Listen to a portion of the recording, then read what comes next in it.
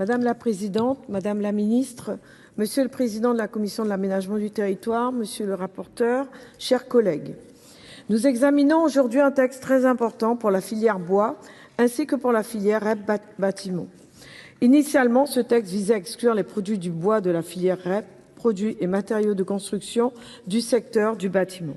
Si nous entendons les arguments de l'auteur du texte et les difficultés de la filière bois, notamment du fait des incertitudes commerciales et du niveau de leur éco-contribution, une exclusion pure et sèche de la filière bois enverrait un mauvais signal et une régression profonde pour l'économie circulaire. Ce serait un signal d'abandon envoyé à ceux qui œuvrent au quotidien pour faire vivre une économie circulaire durable. Rappelons que le bâtiment, pilier de l'économie française, demeure l'un des plus grands producteurs de déchets dans notre pays.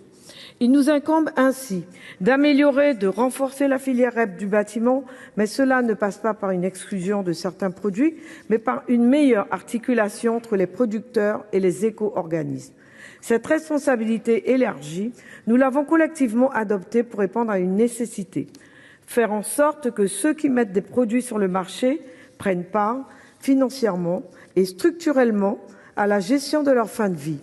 Ce n'est pas un luxe, mais une exigence écologique et de justice que nous comprenons tous sur ces bancs. De plus, pour répondre aux préoccupations de la filière bois, le gouvernement a déjà entrepris des démarches pour faire évoluer le cadre réglementaire afin de dégager des gains pour les producteurs et pour rétablir une équité entre les produits de construction en bois issus de scieries qui sont principalement fabriqués en France et les produits en bois préfabriqués qui sont souvent issus de l'importation.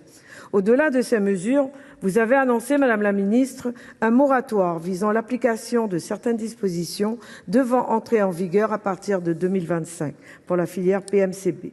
Une concertation a été engagée avec les parties prenantes en avril dernier et cela va dans le bon sens. Du bon sens, c'est aussi ce qui est ressorti de l'examen du texte en commission où nous avons considéré qu'une sortie pure et simple des produits bois de la filière REP soulèverait de nombreuses difficultés.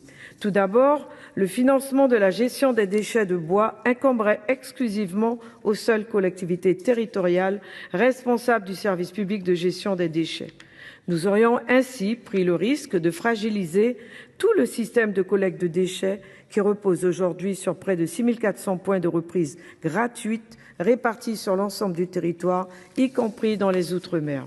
De plus, permettre à une catégorie de producteurs de se soustraire à leurs obligations environnementales, c'est ouvrir la boîte de Pandore.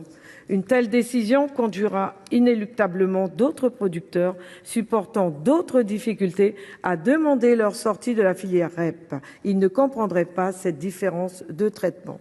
Ces réserves exprimées, notre groupe tient à saluer le travail effectué par le rapporteur Bernard Pillefer, dont la rédaction mesurée et équilibrée apporte une réelle qualité au texte.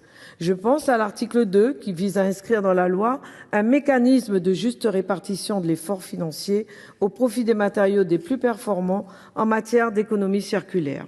Cette mesure, qui devait entrer en vigueur en janvier dernier, permettra d'encourager et d'inciter les producteurs à recycler davantage tout en étant récompensés.